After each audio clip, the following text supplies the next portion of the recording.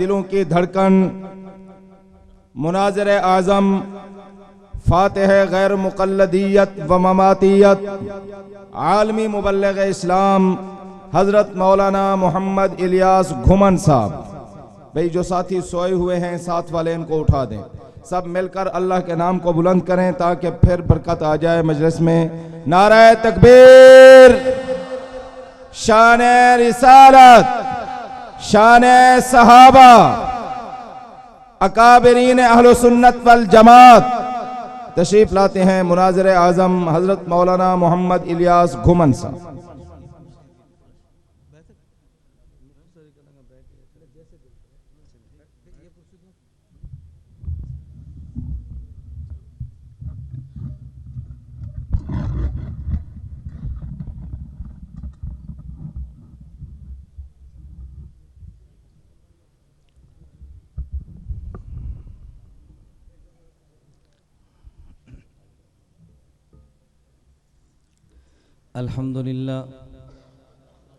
अल्हम्दुलिल्लाह वहदहू ला शरीक लह वस्सलातु वस्सलामु अला मन ला नबिय्य बअदा। अम्मा बअदु फअऊज़ु बिल्लाहि मिनश शैतानिर रजीम। बिस्मिल्लाहिर रहमानिर रहीम। मुहम्मदुर रसूलुल्लाह। अल्लाहुम्मा सल्लि अला मुहम्मदिन व अला आलि मुहम्मद कमा सल्लैता अला इब्राहीम व अला आलि इब्राहीम इन्नका हमीदुम मजीद।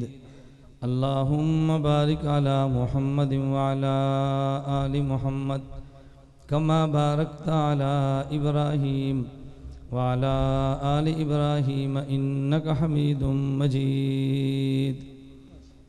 नाम मोहम्मद से दिलों को सुरूर मिलता है, नाम मोहम्मद से दिलों को सुरूर मिलता है, निगाहे फ़िक्र को ताज़ा शऊर मिलता है। नसीब कैसा भी हो वासिता अहमद का देके, नसीब कैसा भी हो वसीला मोहम्मद का देके, खुदा से जो भी मांगे ज़रूर मिलता है।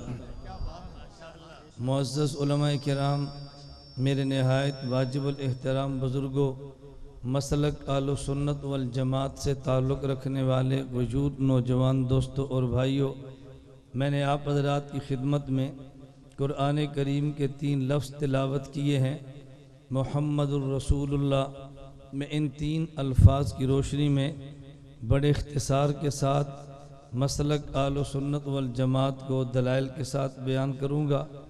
अल्लाह रब्बुल इज़्ज़त मुझे दलाइल और इखलास के साथ बात कहने की तौफ़ीक अता फ़रमाए। नंबर 1 लफ्ज़ मोहम्मद, नंबर 2 लफ्ज़ रसूल, नंबर 3 लफ्ज़ अल्लाह। अल्लाह वो ज़ात है जिसने हुज़ूर को हमारा पैगंबर बनाया है। मोहम्मद हमारे पैगंबर का नाम है, रसूल हमारे पैगंबर के काम का नाम है। आप अल्लाह की ज़ात को देखें तब भी नुक्ता नहीं, रसूल को देखें तब भी नुक्ता नहीं, मोहम्मद के नाम को देखें तब भी नुक्ता नहीं। पता चला कि जिस तरह मोहम्मद की ज़ात बेऐब है, मेरे पैगंबर का काम भी बेऐब है, इनको पैगंबर बनाने वाला खुदा भी बेऐब है। हम अल्लाह की ज़ात को भी पाक मानते हैं, अल्लाह के नुमाइंदे पैगंबर को भी पाक मानते हैं। अगला जुमला मैं से बढ़ के कहूँगा, हम पैगंबर के नुमाइंदे सहाबा को भी पाक मानते हैं, लेकिन जब हम अल्लाह को पाक कहेंगे तो मतलब और होगा, नबी को पाक कहेंगे तो मतलब और होगा, सहाबा को पाक कहेंगे तो मतलब और होगा। अल्लाह के पाक होने का माना ये है कि चूँकि अल्लाह की ज़ात खालिक है, मखलूक नहीं, अल्लाह मखलूकात की सिफ़तों से पाक है। जब हमने नबी को पाक कहा तो मतलब ये है नबी मखलूक है, इनमें सिफ़त मखलूक वाली मौजूद है, लेकिन जो सिफ़त मखलूक में ऐब बने, नबी उन सिफ़तों से पाक है। जब हम पैगंबर के सहाबा को पाक कहते हैं, इसका मतलब ये है सहाबी में कमज़ोरी आ तो जाती है, लेकिन अल्लाह सहाबी में कमज़ोरी को बाकी रहने नहीं देते। अल्लाह के पाक होने का माना और है, नबी के पाक होने का माना और है, सहाबी के पाक होने का माना और है। अब माने को समझें, फिर मैं इसमें 3 लफ्ज़ बोलूँगा। अल्लाह के पाक होने का माना, अल्लाह में मखलूक की सिफतें मौजूद नहीं। नबी के पाक होने का माना जो सिफत ऐब बने नबी में मौजूद नहीं। सहाबी के पाक होने का माना इसमें अगर कमज़ोरी आ जाए अल्लाह इनके नाम अमाल में रहने नहीं देते। ये तीनों ज़ातें चूँकि पाक हैं, जब कहें अल्लाह पाक है तो लफ्ज़ सुबहान बोलते हैं, जब कहें नबी पाक है तो लफ्ज़ मासूम बोलते हैं, और जब कहें सहाबी पाक है तो लफ्ज़ महफूज बोलते हैं। मासूम, तवज्जो रखना, मासूम का माना ये है अल्लाह पैगंबर से गुनाह होने नहीं देता। महफूज होने का माना ये है सहाबी से गुनाह हो तो जाता है, अल्लाह इनके नाम अमाल में बाकी रहने नहीं देता। नबी के मासूम होने का माना अल्लाह नबी को गुनाहों से बचा लेता है। सहाबी के महफूज होने का माना इसके नाम अमाल में गुनाह आ जाता है लेकिन अल्लाह इसके गुनाह को मिटा देता है। नबी भी पाक है और नबी का सहाबी भी पाक है। और ये पाक क्यों ना होते, जो ज़ात जैसी हो उसका नुमाइंदा वैसा होता है। चूँकि नबी नुमाइंदा खुदा है, सहाबी नुमाइंदा मुस्तफ़ा है। अल्लाह की ज़ात पाक है, उसका नुमाइंदा मुस्तफ़ा भी पाक होगा। चूँकि मुस्तफ़ा पाक है उसका नुमाइंदा सहाबी भी पाक होगा। नबी को नुमाइंदा खुदा कहते हैं, सहाबी को नुमाइंदा मुस्तफ़ा कहते हैं। अगर अल्लाह की बात लेनी हो तो नबी के दर से मिलती है, अगर नबी की बात लेनी हो सहाबी के दर से मिलती है। ज़बान पैगंबर पे एतमाद न करे तुझे कुरान नहीं मिलता, ज़बान सहाबी पे एतमाद न करे तुझे पैगंबर का फरमान नहीं मिलता। पैगाम में अगर तुमने अल्लाह के कलाम को लेना है ज़बान पैगंबर पर एतमाद करना पड़ेगा। अगर कलाम पैगंबर को लेना है तो पैगंबर के सहाबी पर एतमाद करना पड़ेगा। नबी को नुमाइंदा खुदा कहते हैं, सहाबी को नुमाइंदा मुस्तफ़ा कहते हैं। सहाबी ने नबी को देखा है, नबी ने खुदा को देखा है। सहाबी ने नबी को सुना है, नबी ने खुदा को सुना। नबी सहाबी ने नबी को देखा है, नबी ने खुदा को देखा है। सहाबी ने नबी को सुना है, नबी ने खुदा को सुना है। इस पे मैं एक नुक्ता अर्ज करता हूँ। मैंने जो बात कही है कि सहाबी ने नबी को देखा और नबी ने खुदा को देखा, मेरा चूँकि उन्वान ये नहीं है लेकिन दरमियान में नुक्ता है तो मैं बात कहता चलो। आपने कई बार सुना जब हम ये अकीदा बयान करते हैं अम्बिया कब्रों में जिंदा है, हम दलील के तौर पे आयत पेश करते हैं ला तक़ूलू लिमन युक़्तलू फ़ी सबीलिल्लाहि अमवात बल अहयाउन वलाकिन ला तशउरून, कि देखो जब ये शहीद जिंदा है तो नबी बढ़ के जिंदा है। जो नुक्ता मैं देने लगूँ वो नुक्ता तुमने बहुत कम सुना होगा। मैं इसलिए बात किया तो हमने कहा शहीद जिंदा तो नबी बढ़ के जिंदा। हमने शहीद होने की जिंदा होने की दलील बयान की, फरमाया शहीद चूँकि मक़तूल फ़ी सबीलिल्लाह है ये जिंदा है तो नबी मक़तूल फ़िल्लाह है, वो उससे बढ़ के जिंदा है। हमने शहीद से बढ़ के नबी को जिंदा क्यों माना? शहीद को मक़तूल फ़ी सबीलिल्लाह कहते हैं, नबी को मक़तूल फ़िल्लाह कहते हैं। मक़तूल फ़ी सबीलिल्लाह वो होता है जो अल्लाह के रास्ते को देखे और जान दे, मक़तूल फ़िल्लाह उसे कहते हैं जो खुद खुदा को देखे और जान दे। शहीद मक़तूल फ़ी सबीलिल्लाह है और नबी मक़तूल फ़िल्लाह है। मैं इस पे दलाल दूंगा तो बाद में मैं एक दलील देता हूँ कि हम नबी को मक़तूल फ़िल्लाह, शहीद को मक़तूल फ़ी सबीलिल्लाह क्यों कहते हैं। मिशकात किताबुल ईमान के हदीस जिब्रील में है, जिब्रील अमीन ने पूछा अखबिरनी अनिल एहसान, हजूर बताएं एहसान किसे कहते हैं। नबी पाक सल्लल्लाहु अलैहि वसल्लम फरमाने लगे अंता बुदल्लाह का अन्ना का तराहु फ़इल्लम तकुन तराहु फ़इन्नहु यराका, इबादत यूं कर गोया खुदा को देखता है, अगर यूं इबादत न कर सके इबादत यूं कर खुदा तुझे देखता है। मुहद्दिसीन ने लिखा यहाँ दो इबादतें हैं, एक इबादत नबी की है, एक इबादत उम्मती की है। नबी की इबादत मुशाहदा वाली, उम्मती की इबादत गबूबत वाली। नबी खुदा को देखे, खुदा नबी को देखे, ये इबादत मुशाहदा है। लेकिन उम्मती खुदा को न देखे, खुदा उम्मती को देखे, ये इबादत गबूबत है। तो नबी चूँकि खुदा को देखता है, जब वो जान देता है उसे मक़तूल फ़िल्लाह कहते हैं। शहीद खुदा को नहीं खुदा के रास्ते को देखता है, जब वो जान दे तो उसे मक़तूल फ़ी सबीलिल्लाह कहते हैं। मैं बता ये रहा था कि नबी नुमाइंदा खुदा है और सहाबी नुमाइंदा है, बोलिए नबी नुमाइंदा खुदा है और सहाबी नुमाइंदा है, बोलिए ना, नबी नुमाइंदा खुदा है, सहाबी नुमाइंदा है मुस्तफ़ा है। चले इस पे मैं दलील कुरान से भी दूंगा, हदीस से भी दूंगा, और मैं बिहम्दिल्लाह इस मौजू पे दलील नहीं, मैं दलाइल की बात करता हूँ। एक दलील आपने कई बार सुनी लेकिन शायद तवज्जो नहीं की होगी। जिस उन्वान पे दलील मैं उस उन्वान पे पेश करने लगा।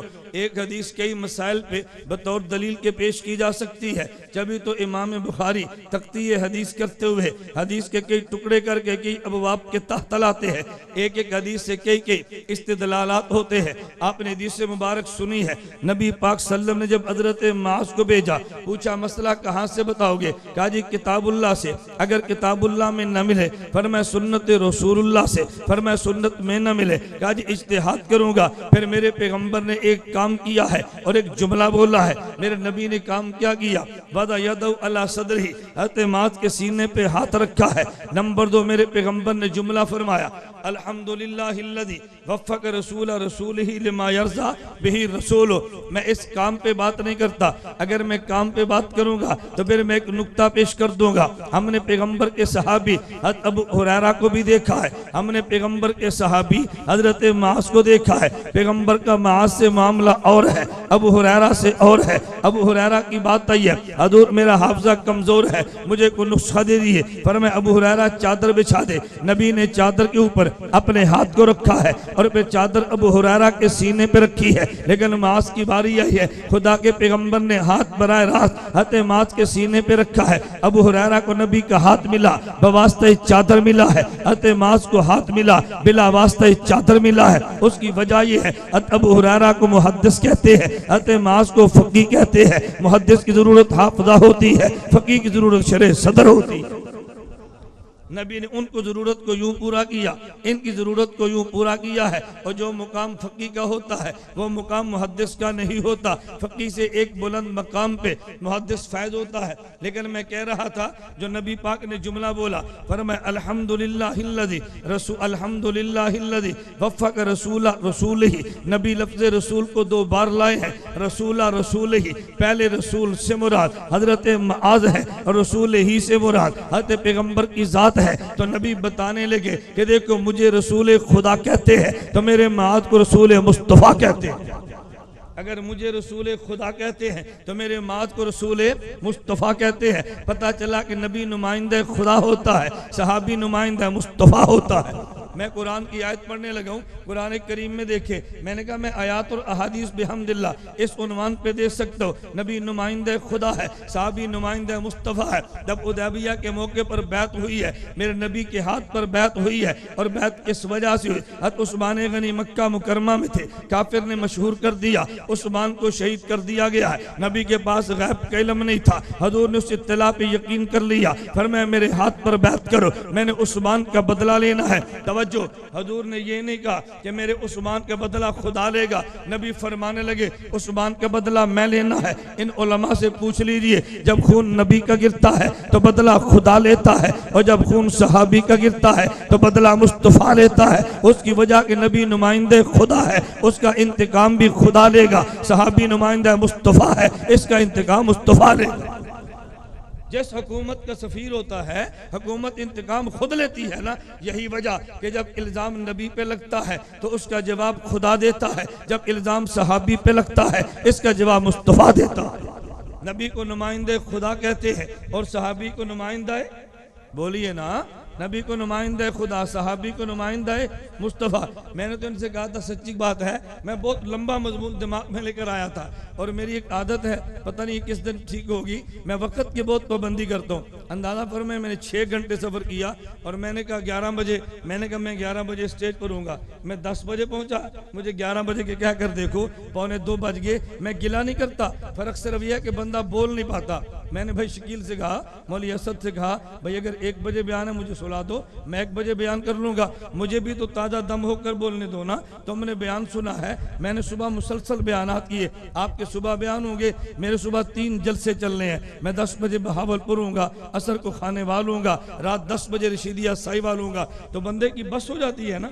इसलिए मैं आने जाने में वक्त की बड़ी पाबंदी करता हूँ। जो मैं दलाइल देना चाहता हूँ उन दलाइल का तकादा ये होता है कि बंदा जाग के बात को सुने, मुझे भी तसल्ली हो, तुम्हें भी तसल्ली हो। मैं बता रहा था नबी नुमाइंदे खुदा है, सहाबी नुमाइंदा मुस्तफ़ा है। मेरी दलील पे गौर करना। हज़रत उस्मान का जब बदला लेने लगे तो मेरे नबी ने हाथ बढ़ाया, फरमाया मेरे हाथ पे तुम हाथ रख दो। असहाबे पैगंबर ने हाथ रखे। अल्लाह ने कुरान में यूं फरमाया, इन्नल्लज़ीना युबायिऊनका, तवज्जो रखना, इन्नल्लज़ीना युबायिऊनका इन्नमा युबायिऊनल्लाह। ये पैगंबर बैत तेरी नहीं है, ये पैगंबर बैत मेरी है। मेरे पैगंबर फरमाने लगे, देखो मेरा खुदा कहता है ये बात मेरी नहीं तेरी नहीं, बल्कि पैगंबर ये बैत तो मेरी है। मेरे पैगंबर फरमाने लगे ये हाथ तो मेरा है, ऊपर हाथ सहाबा के है। फरमाया मेरे हाथ को देखो, ये हाथ मेरा नहीं है, ये हाथ मेरे उस्मान का है। नबी ने क्यों फरमाया? खुदा ने ऐलान ये किया, इन्नल्लज़ीना युबायिऊनका इन्नमा युबायिऊनल्लाह। मोहम्मद बैत तेरी नहीं है, ये बैत तो मेरी है। वजह नबी नुमाइंदे खुदा जो है, नबी फरमाने लगे ये हाथ मेरा नहीं उस्मान का है। वजह उस्मान नुमाइंदा मुस्तफ़ा जो है। नबी नुमाइंदे खुदा है, सहाबी नुमाइंदा मुस्तफ़ा है। तुम कहोगे शायद इसने खींच के इस्तेदलाल किया है, इसमें सरी नसरी होगी। मैं सरी नस पेश करता हूँ, तुम जामे तिरमिज़ी उठा के देख लो। अनस बिन मालिक रज़ी अल्लाह अन्हु फरमाते हैं, अनस उस्मान मक्का मुकरमा में दे, अनस बिन मालिक का जुमला गया, फरमाते हैं इन्ना उस्माना काना रसूला रसूलिल्लाह, इन्ना उस्मान काना रसूला रसूलिल्लाह। रसूलिल्लाह मुस्तफ़ा है, रसूला रसूलिल्लाह उस्मान है। अनस बिन मालिक ने फरमाया मोहम्मद नुमाइंदा मुस्तफ़ा है, हज़रत उस्मान नुमाइंदा हज़रत मोहम्मद नुमाइंदा खुदा है और उस्मान नुमाइंदा मुस्तफ़ा है। इसलिए मैं कहता था कि सहाबी नबी को देखता है और नबी खुदा को देखता है। सहाबी किसे देखता है? नबी को। नबी किसे देखता है? खुदा को देखता है। एक गैर मुकल्लिद मौलवी कहने लगा जी मैं नहीं मानता हुजूर ने खुदा को देखा। मैंने कहा क्यों नहीं मानता? इसकी अकल देखो, अकल मारी गई। मुझे दलील देने लगा, कहते इसलिए कि ये हदीस कुरान करीम के खिलाफ है। ये जो तुमने कहा हुजूर ने खुदा को देखा, ये तो कुरान के खिलाफ है। जो हदीस कुरान के खिलाफ हो हम नहीं मानते। मैंने कहा कि इस आयत के खिलाफ है, कहते हैं कुरान करीम में नहीं है। ला तुदरिकुल अबसार व हुवा युदरिकुल अबसारा। किसी आंख ने खुदा को नहीं देखा, खुदा सारी आंख को देखता है। जब अल्लाह ने सारी आंखों की नफी कर दी है तो हुजूर ने कैसे देखा? मैंने कहा तूने अभी मान जाना है। मुझे कहते जी कैसे? मैंने कहा खुदा तुझे हिदायत दे, फिर जन्नत में जगह दे। कहते जी आमीन। मैंने कहा जन्नत में जाके खुदा का दीदार करेगा? कहता जी करूंगा। मैंने कहा कहाँ लिखा है? कहते हदीस में लिखा है कि जन्नती खुदा का दीदार करेगा। मैंने कहा मैं कहता हूँ मैं नहीं मानता। कहते तुम क्यों नहीं मानते? मैंने कहा ये हदीस तो कुरान के खिलाफ है। जब कुरान कहते दीदार नहीं करेंगे तो तू जन्नत में जाके कैसे करेगा? कहते हैं नहीं आयत का माना और है, हदीस का माना और है। मैंने कहा क्या मतलब? कहते हैं आयत का माना ये है जमीन पे रहते हुए खुदा का दीदार नहीं हो सकता, और हदीस का माना ये है कि जन्नत में जाके दीदार करेंगे। मैंने कहा हम भी ने कब कहा हुजूर ने जमीन पे दीदार किया है? हम भी तो कहते हैं अर्श पे जाके किया। हम भी कहते हैं अर्श पे जाके किया। तू जमीन पे रह के जन्नत पे रह के दीदार करे, आयत के खिलाफ नहीं है। हुजूर अर्श पे जाके करे तो फिर आयत के खिलाफ कैसे है? गैर मुकल्लिद कहने लगा अच्छा अर्श पे जाके किया। मैंने कहा जी अब फिर क्या हुआ? कहते हैं फिर तो मेरा एक और अकीदा निकल आया। मैंने कहा तेरा अकीदा ना निकला है ना तेरा अकीदा बनना है। कहते हैं मेरा अकीदा और भी तुम्हारी दलील से साबित हुआ। मैंने कहा क्या अकीदा? तवज्जो रखना। कहते हैं मेरा अकीदा ये है अल्लाह अर्श पे रहता है। तो मैंने कहा तेरी दलील क्या है? कहते हैं मेरी दलील है अल्लाह ने मेराज की रात पैगंबर को अर्श पे बुलाया था। अगर नबी खुदा अर्श पे ना होता तो नबी को अर्श पे क्यों बुलाते? हुजूर को अर्श पे बुलाना इस बात की दलील है अल्लाह अर्श पे रहता है। तो मैंने कहा तेरी दलील को मान लिया जाए। कि फिर कोई बंदा कहेगा खुदा कोहे तूर पे रहता है, हम पूछेंगे तेरी दलील क्या है? वो कहता है जब खुदा ने बात करनी थी तो मूसा कलीम को कोहे तूर पे बुलाया, जब खुदा कोहे तूर पे नहीं था तो वहां क्यों बुलाया था? मैंने कहा तीसरा को बंदा कह देगा अल्लाह तो जामे अब्दुल्ला बिन मसूद मकसद ये खानपुर की मस्जिद में रहता है, हम पूछेंगे तेरी दलील क्या है? कहता है जब बात करनी है तो मैं नमाज पढ़ता हूँ और जब नमाज पढ़नी है तो मस्जिद में जाता हूँ। अगर खुदा मस्जिद में नहीं था तो मैंने बात किससे की है? तू जवाब क्या देगा? कहता जी आप बता दे। मैंने कहा तेरा जवाब तो खत्म हो गया। फिर मैं यूं कहूंगा खुदा रहता तो हर जगह पे है, लेकिन किस बंदे से बात कहाँ करनी है? खुदा उसी के मुनासिब जगह का इंतखाब करता है। अगर बंदा मुझ और तो जैसा है इंतखाब मस्जिद का होता है, बंदा मूसा कलीम जैसा है इंतखाब तूर सीना का होता है, बंदा मोहम्मद हबीब जैसा है इंतखाब अर्शे मौला का होता है। मैंने कहा तेरी दलील कैसे बनी है? बद दिमाग, अपनी दलील पेश न कर, ये तो देवबंद की दलील है कि मेरे पैगंबर के बारे में खुदा ने नबी की फजीलत को बयान किया। मैं बता ये रहा था नबी नुमाइंदा खुदा है, सहाबी नुमाइंदा है। बोलो, नबी नुमाइंदा खुदा, सहाबी नुमाइंदा मुस्तफ़ा है। इसलिए मैं कहता हूँ अगर नबी ने दीन खुदा से लिया तो सहाबी ने दीन मुस्तफ़ा से लिया है। मुस्तफ़ा का दीन खुदा वाला है और सहाबी का दीन मुस्तफ़ा वाला है। ये तू नहीं कह सकता सहाबी का दीन अलग है। मेरे तवज्जो रखना, मैं एक नुक्ता पेश करने लगो। नबी नुमाइंदा खुदा है और सहाबी नुमाइंदा है। तवज्जो, अंबिया की तादाद कितनी है? बोलो ना, 1,24,000। सहाबा की तादाद कितनी है? 1,24,000। ये तादाद एक जैसी क्यों है? जरा नुक्ते पे गौर करना। जो तादाद अंबिया की है वो तादाद मेरे नबी के असहाब की है। खुदा ने मेरे पैगंबर को एजाज दिया है। मेरे पैगंबर देख, जितने नुमाइंदे मेरे हैं इतने नुमाइंदे तेरे हैं। मैंने अगर तुझ पे नुमाइंदगी खत्म कर दी है तो इन पे तेरी नुमाइंदगी खत्म कर दी। मेरे बाद अगर मेरे तेरे बाद अगर मेरा नुमाइंदा नहीं है तो इनके बाद कोई तेरा भी नुमाइंदा नहीं है। जितने नुमाइंदे मेरे हैं उतने नुमाइंदे तेरे हैं। तेरे बाद नुमाइंदगी मेरी खत्म है, इनके बाद नुमाइंदगी तेरी खत्म है। फिर मैं एक जुमला कहता हूँ, जब हुजूर दुनिया में आए हैं तो नबुव्वत खत्म हो गई जो नुमाइंदगी खुदा की है, और जब नबी दी दुनिया से गए हैं तो सहाबियत खत्म होगी जो नुमाइंदगी है मुस्तफ़ा है।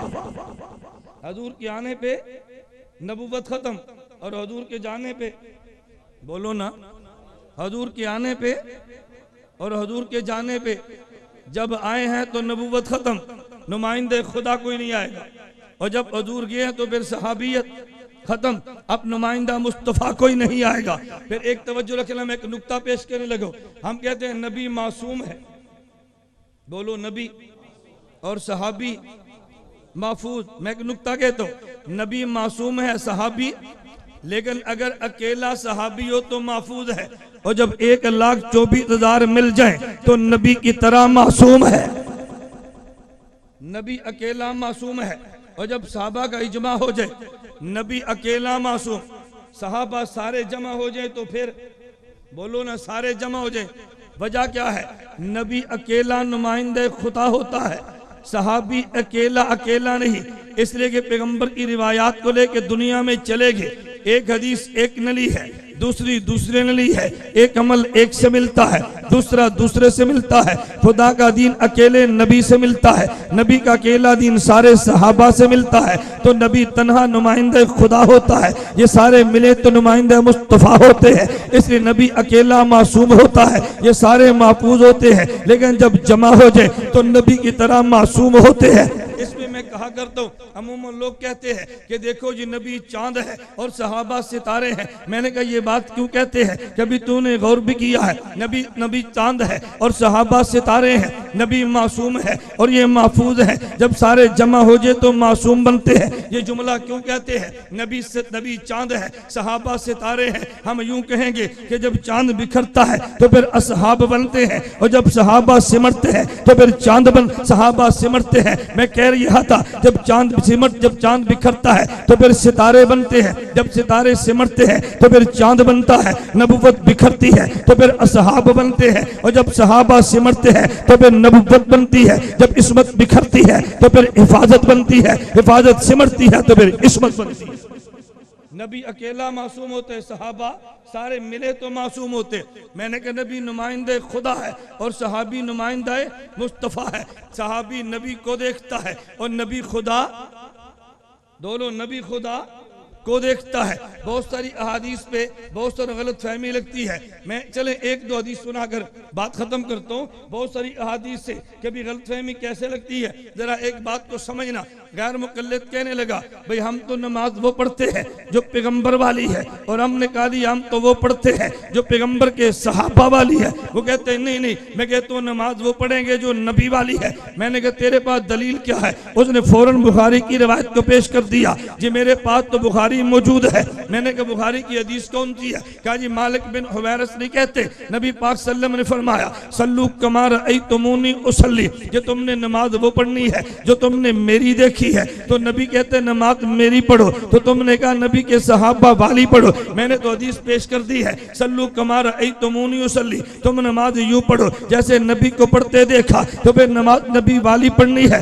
मैंने कहा यार तो हदीस को समझा नहीं है। कहते क्या मतलब? मैंने कहा जो नबी ने फरमाया सल्लू कमा रअयतुमूनी, नमाज यूं पढ़ो जैसे मुझे पढ़ते देखा, ये नबी ने खिताब तुझे तो नहीं किया, ये मुझे तो नहीं किया। कहते जी क्यों? मैंने कहा ये तो उनको किया है जिन्होंने नबी को देखा था, ये तो उन्हें किया जिन्होंने नबी को, बोलो उन्हें किया जिन्होंने नबी को। तो जिन्होंने नबी को देखा उसे गैर मुकल्लिद नहीं सिद्दीक कहते हैं, जिसने नबी को देखा उसे गैर मुकल्लिद नहीं फारूक कहते हैं। मैंने कहा तुझे तो खिताब नहीं किया, तू खाम खुश फिरता है। ये तो नबी ने सहाबा से फरमाया सल्लू कमा रअयतुमूनी, तुमने नमाज यूं पढ़नी है जैसे मुझे देखा है। कहते फिर सहाबा वाली नमाज, मैंने कहा वो नबी ने हज्जतुल विदा के मौके पर फरमाया कि तुमने यूं पढ़नी है जैसे मुझे देखा है, और बाद वालों ने यूं पढ़नी है जिन्हें तुम्हें देखा है। तुम दीन मुझसे लोगे और बाद वाले तुमसे लेंगे। मैंने कहा नबी ने फैसला कर दिया। आप तबलीग वालों के एक जुमला सुना करते हैं और उस पे हदीस भी सुना करते हैं। वो जुमला क्या होता है? सहाबा कहते हमारी तरह बन जाओ, यूं कहते हैं ना। आप हदीस उठा के देख ले, सहाबा कभी ये नहीं कहते थे कूनू मिसला नबी ये ना, हमारे नबी की तरह बनो। सहाबा कहते नहीं नहीं कूनू मिसला ना, हमारी तरह बनो। पता ये चला कि उम्मत बाद वाली ने सहाबा की तरह बनना है और सहाबी ने नबी की तरह बनना है। इसकी नमाज सहाबी वाली होगी, सहाबी की नमाज नबी वाली होगी। ये गैर मुकल्लिद धोखा क्यों देता है? जरा इस पे भी गौर करें। हमने कहा नमाज सहाबा वाली और गैर मुकल्लिद कहते नमाज नबी वाली। ये धोखा क्यों देता है? जरा इसके धोखे की वजह समझना, मेरे जुमले पे गौर करना। इमाम उसका भी फातिहा पढ़ता है, इमाम हमारा भी, बोलिए, इमाम उनका भी फातिहा, इमाम हमारा भी। इख्तिलाफ किसमें है? मुक्तदी पढ़े या मुक्तदी न पढ़े, उसका मुक्तदी पढ़ता है, हमारा मुक्तदी नहीं पढ़ता। जरा तवज्जो रखना नुक्ते पे। इमाम उनका भी पढ़ता है, इमाम हमारा भी, उनका मुक्तदी पढ़ते है, हमारा मुक्तदी। अब बताओ इख्तिलाफ इमाम की नमाज में या मुक्तदी की नमाज में? अगर इख्तिलाफ इमाम की नमाज में होता बतौर दलील नबी को पेश करते, क्योंकि इख्तिलाफ मुक्तदी की नमाज में है, तो फिर बतौर दलील सहाबी को पेश करेंगे ना। अगर इख्तिलाफ होता इमाम की नमाज में बतौर दलील नबी को पेश करते, क्योंकि इख्तिलाफ मुक्तदी की नमाज में है, हम बतौर दलील सहाबी को पेश करेंगे। मैं सिर्फ इतना जुमला समझा रहा था, मोहम्मद रसूलुल्लाह, मोहम्मद भी पाक है, अल्लाह भी पाक है और मोहम्मद के सहाबा भी पाक हैं। लेकिन अल्लाह के पाक होने का माना और है, पैगंबर के पाक होने का माना और है, सहाबा के पाक होने का माना और है। कभी लफ्ज एक ही चलता है लेकिन माना बदल जाता है। मुझे तवज्जो, मुझे एक ममाती कहने लगा ओ जी नबी कब्र में जिंदा है। मैंने कहा जी बिल्कुल जिंदा। कहते हुजूर को कब्र में जिंदा ना मानना। मैंने कहा क्यों जिंदा ना माने? कहते ये तो शिरक हो जाएगा। मैंने कहा शिरक कैसे बनेगा?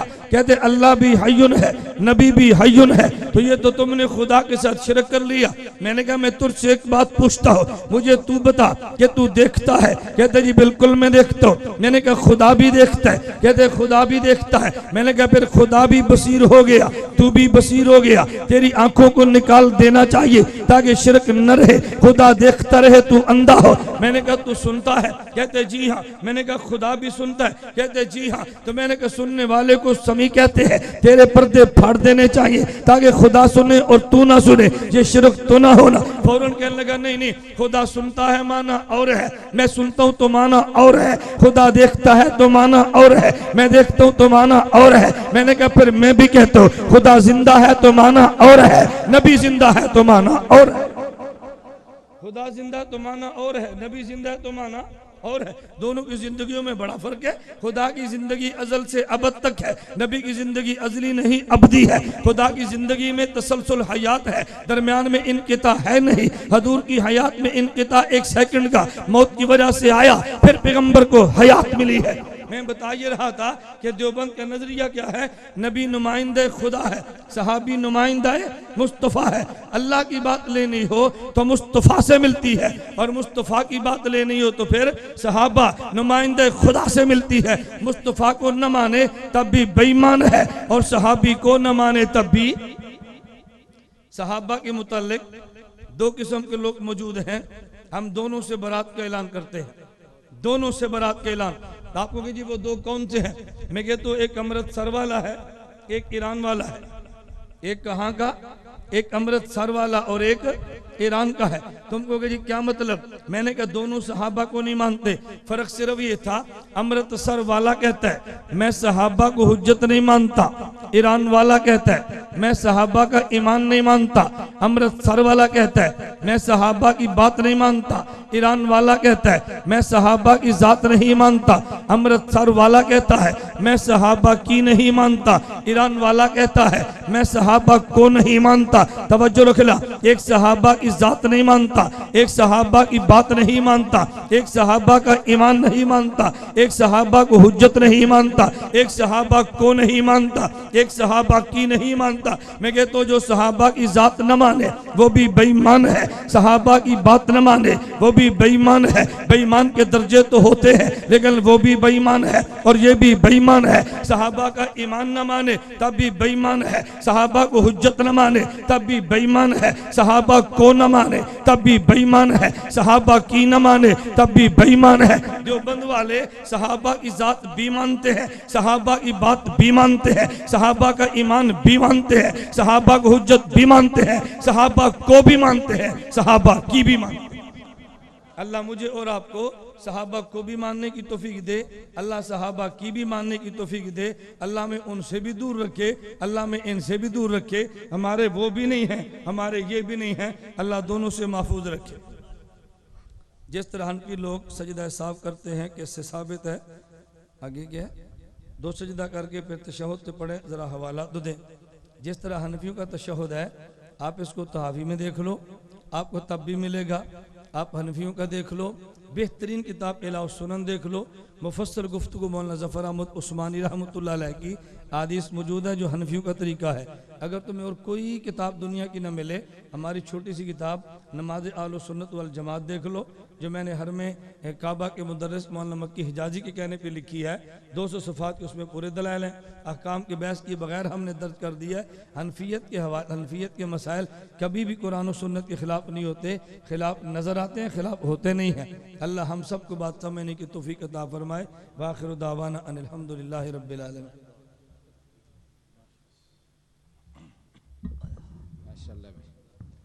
अल्हम्दुलिल्लाह इस नशिस्त का इख्तिताम हो रहा है। हमारे उस्ताजुल मुक़र्रिरीन